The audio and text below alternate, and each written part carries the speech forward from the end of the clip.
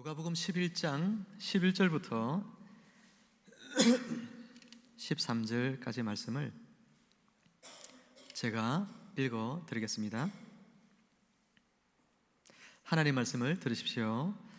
너희 중에 아비된 자로서 누가 아들이 생선을 달라 하는데 생선 대신에 뱀을 주며 알을 달라 하는데 정갈을 주겠느냐? 너희가 악할지라도 좋은 것을 자식에게 줄 알거든 하물며 너희 하늘 아버지께서 구하는 자에게 성령을 주시지 않겠느냐 하시니라.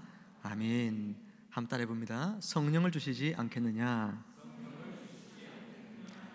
오늘 이 말씀을 통해서 우리가 성령 강림주일 은혜를 나누기를 원합니다. 저와 여러분의 삶에, 또 우리 교회 공동체 안에, 또 한국교회 가운데 성령 하나님의 충만한 임재가 다시 한 번 더 우리 가운데 임하시기를 간절히 바라고 여러분 기도하시는 그런 저와 여러분들이 되기를 주님의 이름으로 축복합니다. 누가복음 11장의 1절에 보면 예수님의 제자 중에 한 사람이 예수님께 나와서 기도를 가르쳐 주옵소서 그렇게 요청을 합니다. 우리에게 기도를 가르쳐 달라고 하죠. 그 요청에 대해서 예수님은 기도의 방법 3가지를 먼저 말씀해 주셨습니다. 첫째로는 주기도문을 가르쳐 주면서 기도에는 우선순위가 있다 그렇게 말씀하셨고, 그래서 땅의 것보다 하늘의 것을, 나의 육신적인 필요보다 하나님의 뜻과 그분의 나라를 먼저 구하라 그렇게 주기도문을 통해서 우리에게 말씀해 주셨죠. 둘째는 5절에서 8절에 보면 강청하는 기도에 대해서 말씀하셨습니다. 기도는 간절해야 한다는 것을 이야기하시는 것이죠. 셋째로 9절에서 10절에 보면 포기하지 않는 기도에 대해서 말씀을 해 주셨습니다. 우리 앞에 닫힌 문이 있다 할지라도, 그 문이 결코 열릴 것 같이 않아 보일지라도 너희가 포기하지 않고 하나님 앞에 간구하면 그 닫힌 문들이 열려지는 날도 온다는 것을 우리에게 말씀해 주고 있는 것이죠. 예수님께서는 이처럼 기도에 대하여 말씀을, 그 어떻게 기도할 것인지를 말씀해 주시고 난 다음에 이제 중요한 본론으로 들어가셨습니다. 기도의 내용, 무엇을 기도할 것인가, 오늘 우리에게 말씀하신 것이 13절 말씀이죠. 너희 하늘 아버지께서 구하는 자에게 무엇을 주시지 않겠느냐라고 했습니까? 성령을 주시지 않겠느냐 그렇게 말씀하셨죠. 성령을 구하라, 예수님께서 우리에게 요청하고 있는 것입니다. 성령을 구하면 성령을 주신다고 말씀하고 있는 것입니다. 이 구절하고 동일한 내용을 담고 있는 본문이 우리 주부에 있는 것처럼 마태복음 7장 11절에 있는 말씀이죠. 제가 읽어드리면 하늘에 계신 너희 아버지께서 구하는 자에게 좋은 것으로 주시지 않겠느냐 그렇게 말씀했습니다. 여러분, 마태복음 7장에서는 구하는 자에게 좋은 것 주신다 했는데, 오늘 본문 누가복음 11장 13절에서는 구하는 자에게 성령을 주신다고 말씀하고 있습니다. 아버지께서 자식에게 주시는 이 좋은 것이 무엇이라는 것입니까?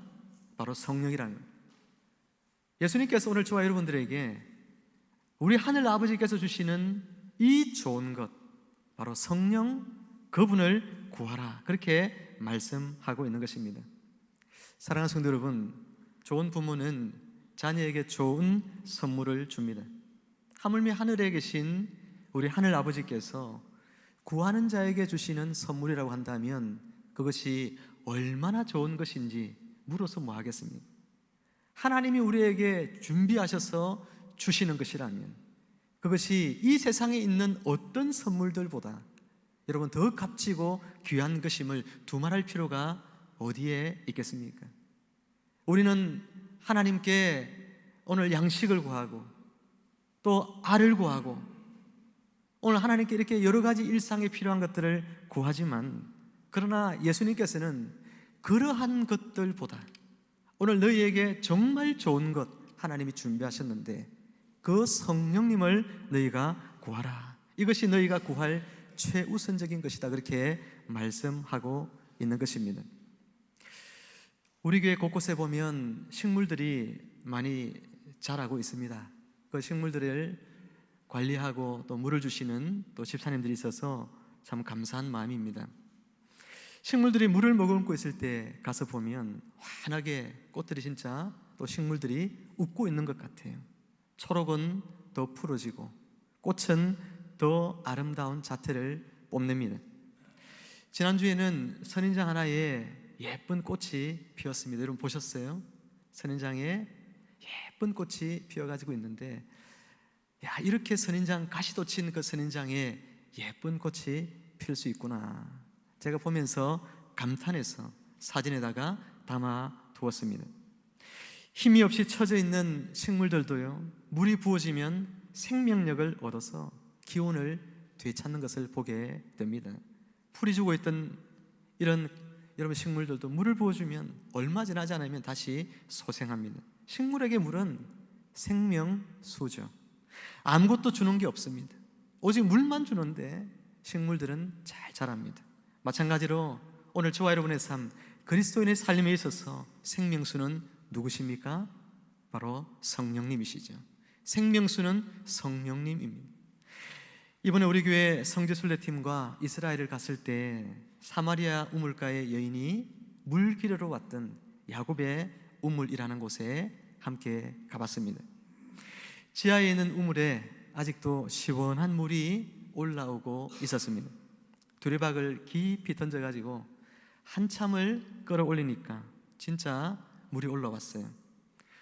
날씨가 좀 우리가 여행하는 동안 좀 덥기도 하고 그래서 좀 지쳐있기도 하고 그런 시간들이었는데, 이 야곱의 우물에서 그 시원한 물 한 바가지를 퍼마시는 순간 모든 피로가 정말 씻은 듯이 사라지는 그런 은혜를 체험하기도 했습니다.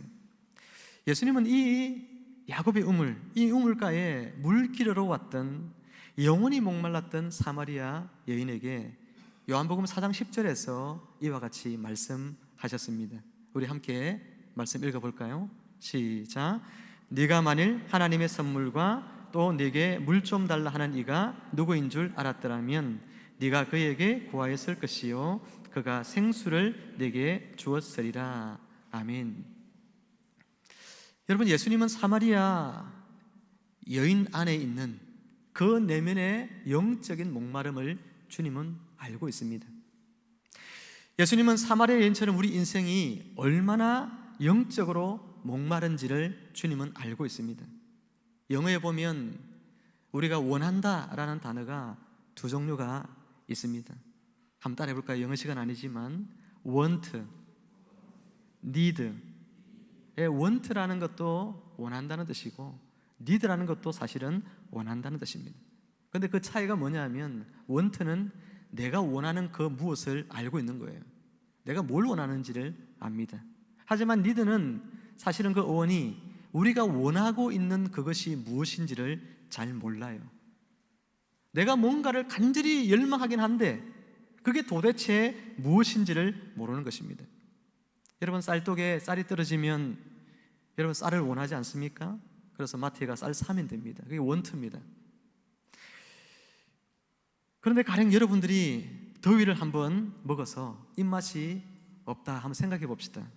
그래서 밥은 먹어야 되겠는데 뭘 먹으면 내 입맛을 살아나게 해줄까 생각하는데 딱 마땅히 떠오르는 것이 없어요. 그런데 누가 옆에서 시원한 포항물회 한번 드셔보실래요? 이렇게 이야기하면 어떨까요? 포항물회 한번 먹어봤어요? 포항물회, 진짜 제대로 된 포항물회 여러분 먹어보면 그 육수가 그 장인의 손길이 느껴집니다. 육수 국물을 딱 한 숟가락 먹는 순간부터 시원함이 속에서 확 살아나죠. 야채들이 올려져 있고 그 위에 광어와 회들이 듬뿍, 그리고 전복과, 그리고 별미가 뭐냐면 여러분 그거 있잖아요. 멍게향. 그래서 포항물을 먹을 때 멍게 하나 먼저 쫙 먹는 겁니다. 입안에 멍게의 풍미가 쫙 퍼지죠. 포항물을 잘 먹는 방법은요, 먹고 나서 한 절반쯤 먹고 나서 밥을 말아서 드셔야 돼요. 그래야만 제대로 맛을 느낄 수 있습니다. 여러분, 이것을 생각만 해도 마음속에 더위가 확 떠날 것 같아요. 제가 지난주에 포항물을 먹었거든요. 날이 너무 덥고 뭘 먹어야 되지 생각하고 있는데 포항물회를 먹게 됐습니다. 제가 먹어본 포항물회 중에 가장 맛있는 포항물이었어요. 여러분 혹시 드시고 싶은 분 있으면 제가 대접해 드리겠습니다. 네. 여러분 그런 거예요. 이 더운 날에 내가 뭘 지금 먹으면 좀 입맛이 살아날까 모르는데, 근데 포항물회 딱 생각할 때에 그래, 그거 먹어야 되겠다, 그런 생각이 딱 꽂히는 것, 그것이 바로 여러분의 니드인 거예요. 내 안에 뭔가를 원하고 있지만 그러나 그 간절히 원했던 것이 뭔지 몰랐는데 누군가가 이야기해 줄 때 그것을 알게 되어지는 것입니다. 원트는요, 육신적으로 여러분이 원하는 것이라면, 니드는 여러분의 영혼이 진짜 원하는 것인데 그것이 무엇인지 잘 몰랐던 것, 그래서 꼭 필요한 것을, 꼭 필요하지만 누군가가 이야기해 줄 때 여러분 이것이 정말 필요한 것이구나 알게 되는 것, 그것이 니드라고 하는 것입니다. 배가 고프면 사람들은 밥을 먹습니다. 목마르면 물을 마시고, 심심하면 오락을 하고, 외로우면 친구를 만나고, 괴로우면 사람들은 술을 마시고 합니다. 그것이 원트의 삶을 사는 사람들이죠. 자신이 뭔가를 원하는 것들을 자꾸만 찾아서 하긴 하지만, 그러나 결코 그 원트를 지향하는 삶은 그 사람 내면의 영적인 목마름은 절대 해결할 수가 없다는 사실이죠. 마음이 채워지지 않습니다. 늘 빈 공허함이 있습니다.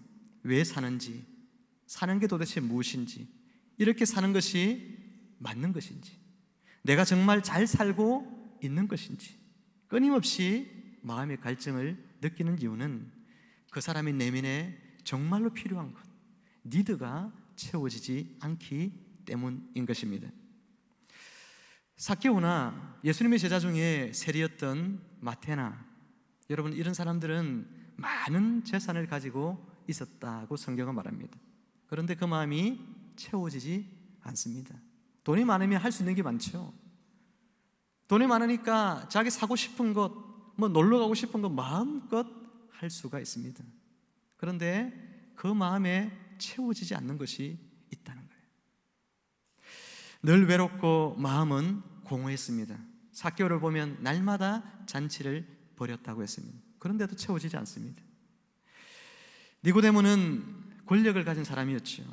또 학자로서 인정을 받는 사람이었습니다. 그런데 한밤중에 예수님을 찾아옵니다. 어떻게 하여야 영생을 얻을 수 있을까? 예수님께 묻습니다. 권력과 명예, 사람들로부터 인정받는 것이 그 마음에 채워주지 못하는 공간이 있다는 겁니다. 우리는 명예가 있고 사람들로부터 인정받고, 여러분 권력을 가지고 돈을 가지면 뭐 그렇게 사람 마음에 불편한 게 있겠나? 채워지지 않는 뭐가 그렇게 있을까요? 그런 생각 들겠지만 사람들은 그렇지 않다는 거예요. 내가 원하는 것을 다 가지고 있어도 그 사람 속에 진정으로 필요한 것이 채워지지 아니하면 공허함의 삶을 살 수밖에 없고, 성경은 그것을 영적인 갈증이라 그렇게 이야기하는 것입니다. 가늠하다가 현장에서 붙들려 온 여인은 성적인 탐닉을 통해서, 쾌락을 통해서 목마름을 채우려고 시도했을지 모르지만 그녀의 니드는 결코 채울 수가 없다는 것입니다. 예수님께서는 이처럼 채워지지 않는 영적인 메마름을 안고 살아가는 사마리아의 이 우물가의 여인에게 하나님의 선물인 생수에 대해서 말씀한 거예요. 하나님의 선물인 이 생수, 너가 맨날 이렇게 우물에 물을 들어오지만 그러나 이 육신의 물은 알아도 정말 생수, 영적인 생수, 성령님, 그분에 대해서는 너가 아직 알지 못한다고 말씀하고 있는 것입니다. 하나님의 선물인 생수, 성령께서만이 오늘 이 여인의 영적인 갈증을 채워줄 수 있는 것이고, 오늘 우리 인생의 영적인 갈증을 채워줄 수 있다고 말씀하고 있습니다. 사랑하는 성도 여러분, 예수님은 알고 있습니다. 우리 인생이 왜 목마르며 또 그 목마름을 해결하려면 무엇이 필요한지 예수님은 잘 알고 있습니다. 여러분, 어떻게 하면 우리 영혼이 간절히 원하는 우리 안에 내면의 그 진정으로 바라는 바가 채워질까요? 우리 인생이 어떻게 하면 진정으로 돈으로도 채워지지 않고 권력과 인정받음으로도 쾌락으로도 채워지지 않는 그 마음의 그 공허함들이 참되게 채워지고 인생의 진정한 기쁨과 그리고 희락과 평강 가운데 여러분 살아갈 수 있을까? 바로 주님은 우리에게 성령님이라고 말씀하고 있습니다. 하나님의 나라는 먹고 마시는 것에 있지 아니하고 오직 성령 안에서 의와 평강과 희락이라 그렇게 말씀하셨습니다. 오늘 저와 여러분 안에 성령께서 주시는 평강과 희락이 있는 거예요. 성령이 오셔야만 채워지는 진정한 하늘나라의 기쁨이 있고 진정한 인생의 의미를 깨달음이 있고 행복의 삶이 거기에 있다고 말씀하고 있는 것입니다. 이스라엘 절기 중에 6개월의 긴 건기 끝에 찾아오는 절기가 초막절이라고 말씀드린 적이 있죠. 6개월의 건기 끝에 찾아오는 이 초막절 절기 때 온통 땅은 시커멓게 적색으로 변해 갑니다. 풀포기 하나 찾아보기가 쉽지 않습니다.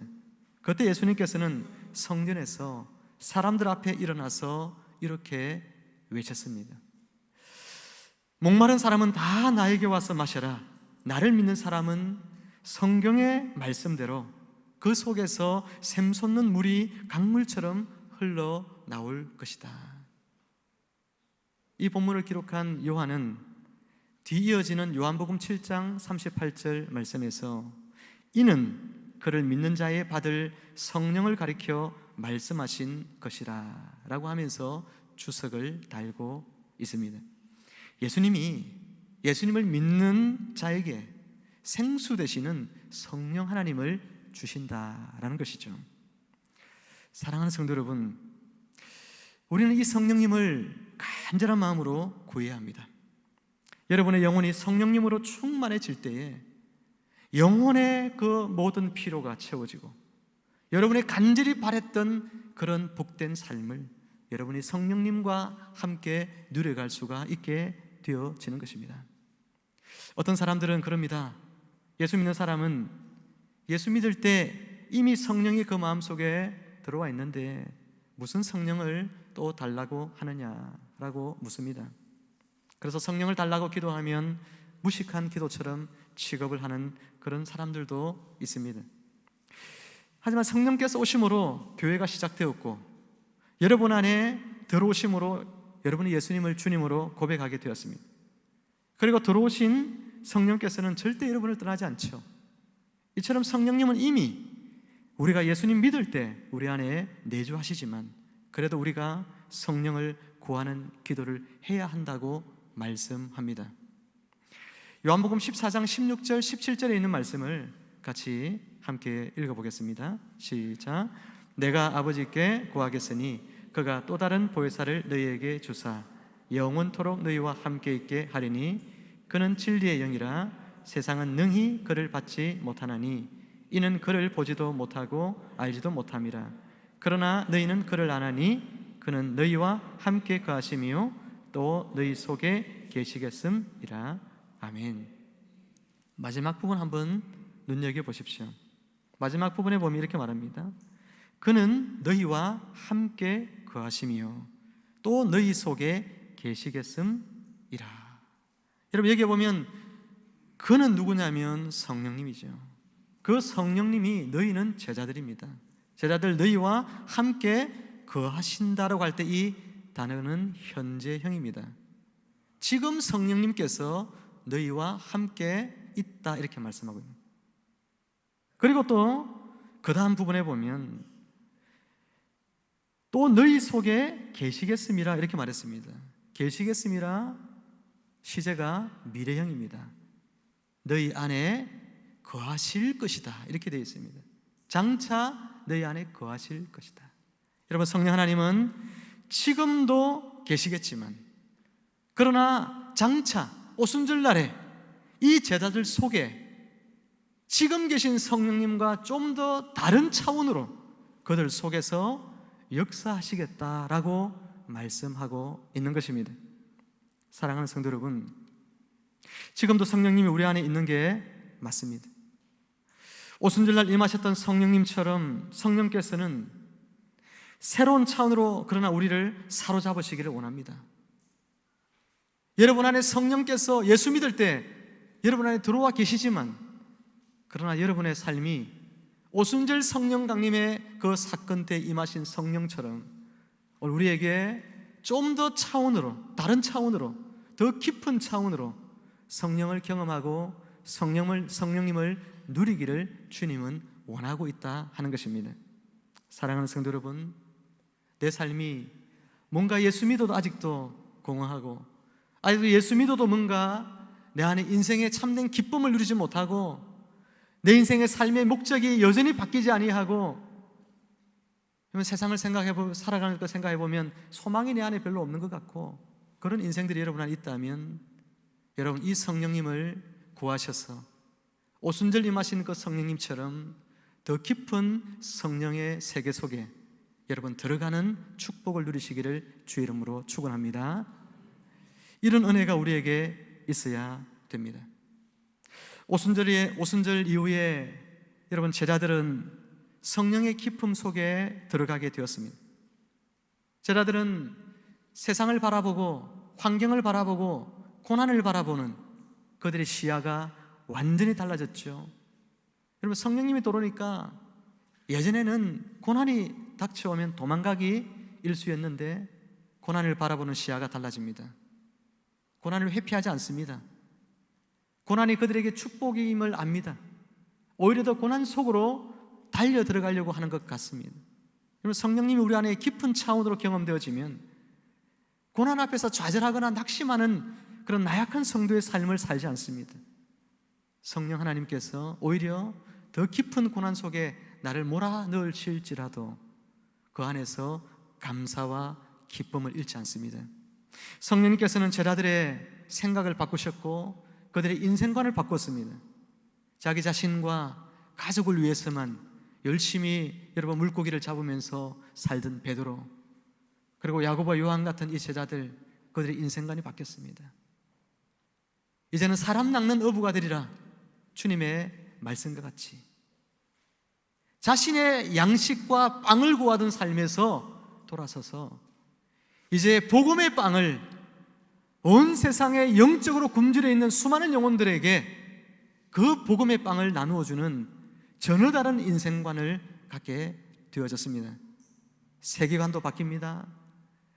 세상의 왕이, 로마의 황제가 세상을 다스리는 것처럼 생각하고 살던 세계관 속에서 온 우주를 다스리는 임금님이 예수님이시다 라는 이런 세계관을 가집니다. 내가 세상 어디에 있든지 어떤 환난 가운데 내가 놓여 있을지라도 거기에도 주님이 통치하고 계시고 나를 다스리시고 나를 인도하신다는 이런 믿음을 가진 사람들은 겁날 것이 하나도 없는 거예요. 베드로가 안전병이를 일으키고 난 뒤에 그들이 곤욕을 치를 때 성도들이 베드로가 풀려나고 난 뒤에 기도할 때 뭐라고 했습니까? 대주제여, 그렇게 기도하잖아요.